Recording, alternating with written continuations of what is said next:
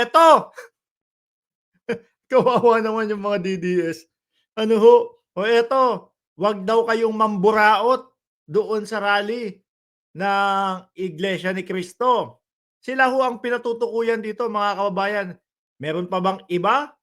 Wala naman ho, hindi naman ho tayo. Dahil tayo po, hindi naman po tayo sasama sa rally ng, Iglesia ni Cristo. Sila lang po yung napapabalita at alam natin na makikisali sa rally. Ano, o eto. Mag-rally, iba ang layunin ninyo. Ayan. Ano sabi? Fake news always. Uy, ito, pinapagalitan talaga ang mga DDS. Pakinggan nyo. Oh, di ba pinost ni Roque na may rally kayo sa ano? Pinost ni Roque na January 13 yung rally ng Iglesia ni Cristo at nagpapasalamat. Nakalagay doon, paglaban daw po sa injustice ng pamunuang Marcos. O eto, pakinggan nyo, iyakan kayo ngayon. Kung gusto niyo ho mag-rally, iba ang layunin ninyo. Huwag kayo sumabay. Huwag niyo Huwag kayo sabayan. sabayan itong... Huwag niyo po itong sasama dito. Oo. At huwag kayong sasama. Uy, kayo sinasabihan, wag po kayong sasama dito at iba po ang layunin nito. Ang layunin po nito ay para sa kapayapaan. Wag daw kayo sasali, kawawa naman kayo. Hindi naman kayo tanggap sa government supporter, hindi kayo tanggap sa mga supporter ni Pangulong Bongbong Marcos. Lalo na ho sa kakamping.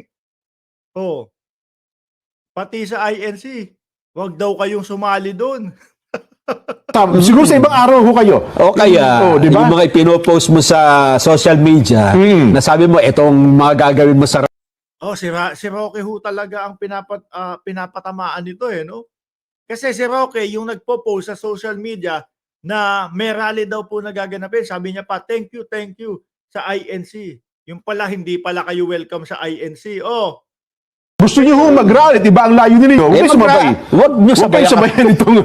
Huwag niyo po itong sasama dito. Oo. At huwag kayong sasama. Siguro sa ibang araw ho kayo. O kaya, di ba? yung mga ipinopost mo sa social media, na sabi mo, itong mga gagawin mo sa rally mo. Yan. Ayan.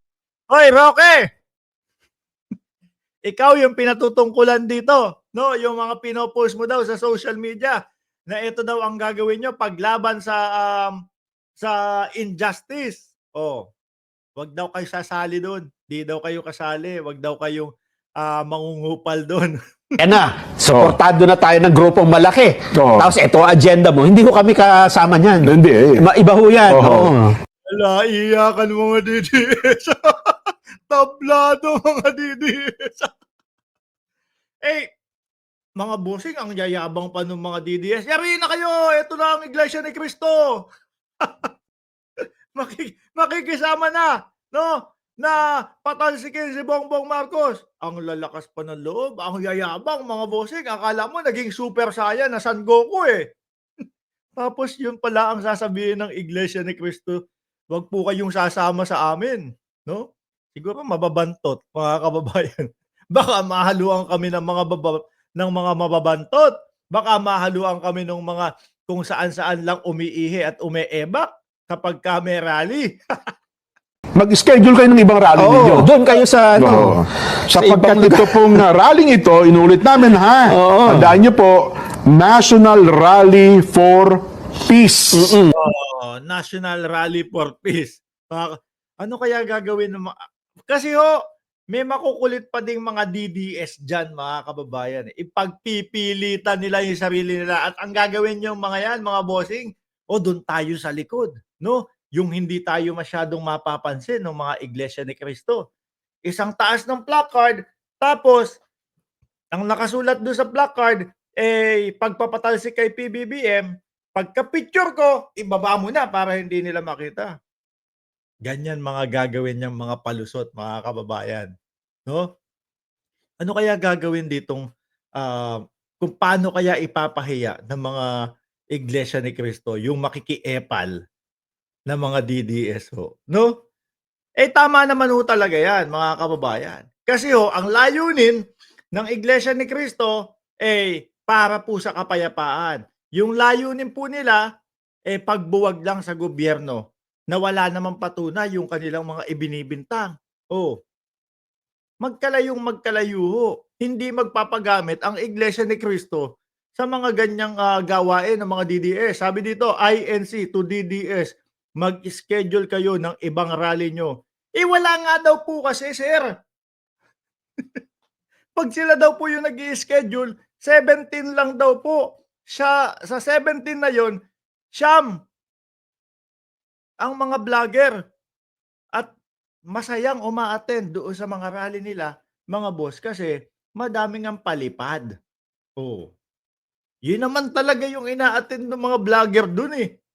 No? Sasabihin mong, ay naku, para suporta kay dating Pangulong Duterte. Pero ang katotohanan ho, pagmumukain nila, nakawawa yung itsura nila, mahihiga doon sa sahig, no, walang kumot, parang kawawa, habang naka-live yung kanilang mga cellphone.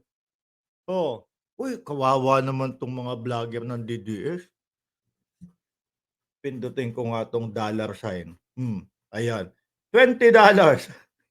Yung mata uy, may nagpadala. Kunyari, natutulog, no? Uy, may nagpadala. $20. Ganyan lang yung mga estilo niya mga yan. Di ba, Pido Dido? Oh. At Ma'am Delia Rosario, kami pa. Aanuhin nyo, buburautin nyo, ha? Alam namin yung mga estilo nyo. Kaganyan, no? Nakatagilid, nakakumot. Pero nakatingin nyo doon sa cellphone, no? Uy, palipad naman kayo. Mukha na akong kawawa dito. No? Nakakita ng kulay dilaw o kulay pula. Uy, may nagpalipad. Oh, di ba? Effective. Maghapon yun hanggang umaga, naka-live, mga kababayan. Yun lang talaga yung mga pinupuntahan ng mga vloggers doon, no? Para po sa palipad. Oh, tuloy natin. Para po ito sa kapayapaan, hindi po para sa injustice o ano pa man, ibagsak sa ganito, i-impeach sa ganito, hindi po. Oh, narinig mo, Roque. Kahit nasang sulok ka ng mundo, narinig mo, hindi para sa injustice na sinasabi mo, para sa kapayapaan. Kayo naman, no, na mga DDS, alam ko makakapal naman ang mukha nyo eh. Pero wag nyo na subukan. Dahil mukhang naka-ready sila, no? Doon sa mga makikihalo lang. At naka-ready yung mga kapatid nating Iglesia ni Cristo kung sakaling babuyin nyo yung kanilang ipinaglalaban. Pahiya, ano? Kawawa mga DDS, wala na mapuntahan. Pati makisali. Biruin mo sa kanila, pag may sumali sa rally nila, welcome, agad-agad, no? Pampadami yan eh. Pero pag sila po yung nakisali sa rally, uy, hindi kayo welcome dito. Huwag kayong sumama dito. Oh.